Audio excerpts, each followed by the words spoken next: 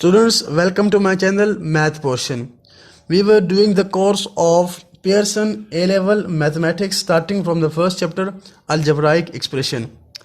In my previous video, I told you that what is meant by an algebraic expression, and in today's video, we will look into the index law, that what are index laws and how we use these laws to calculate the sums or questions.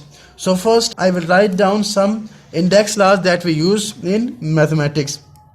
First of all, we have if two numbers are being multiplied out with same base and there is a multiplication sign between them, then these numbers can be combined into one base with the powers or exponents being added. Now look here, if I have a number as x power 5, then x here is called base and 5 is called power or exponent. 5 here is called power or exponent and x is called base. So likewise here a is a base and m and n are powers or exponents. So we just sum up both the powers in one base. The second law is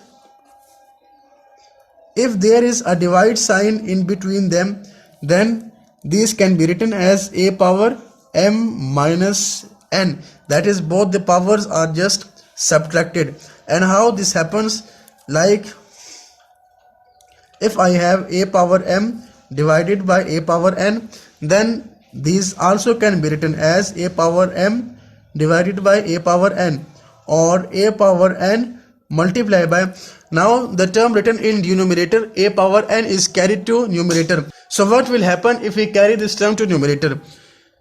The positive sign or the sign of the radical of the power will change as it becomes minus n. Okay, here the sign of power or exponent is positive, so when it takes to numerator it becomes negative, and now the same law, the first law is applied here and it becomes a power m minus n.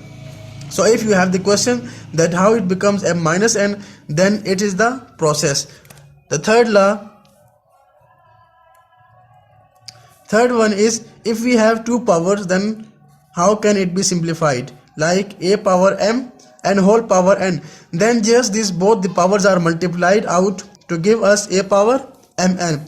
Fourth law is if we have two numbers multiplied out and there is only one power on both the numbers, then this power can be distributed on both these numbers, like a b whole power n equal to a power n b power n. Now let's try some examples.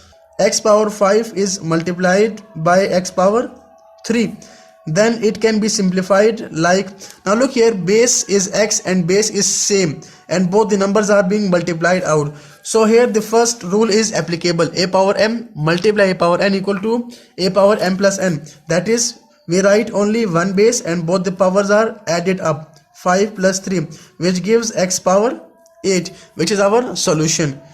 Look at another example. If we have like 2 r power 5 multiplied by 3 r power 6, then what it will give? First of all, numbers are multiplied with itself, like 2 and 3 will be multiplied, so 2 times 3 is 6, and here the base is same, r and powers will be added by the first rule, 5 plus 6, so it will give 6 r power 11. It is the solution. Now let us try another example. If we have b power 9 divided by b power like 5, then the solution will be simply, since bases are same, so powers will be subtracted. First of all, we will write the power in numerator as 9, negative sign, and then the power in denominator as 5. So 9 minus 5 is 4, which is our answer. Let us do another example. Now first of all, we will apply this rule as a b whole power n equal to a power n b power n. How can this rule be applied? Look here, there are two numbers being multiplied out, 3 and x power 2, 3x square are being multiplied out and both of them accompany a power 3. So what will happen?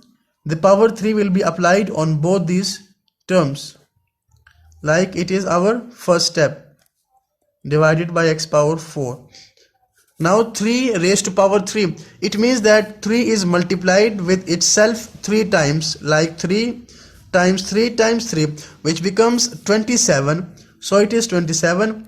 And now according to this law, a power m times n, it is being just multiplied. So we will get x power 2 times 3 is 6 divided by x power 4.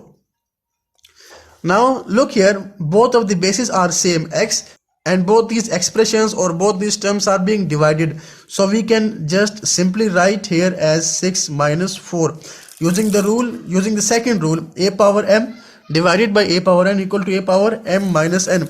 Here what is the coefficient or what is the number being divided is 1. 27 divided by 1 is 27, and x power 6 divided by x power 4 is x power 6 minus 4.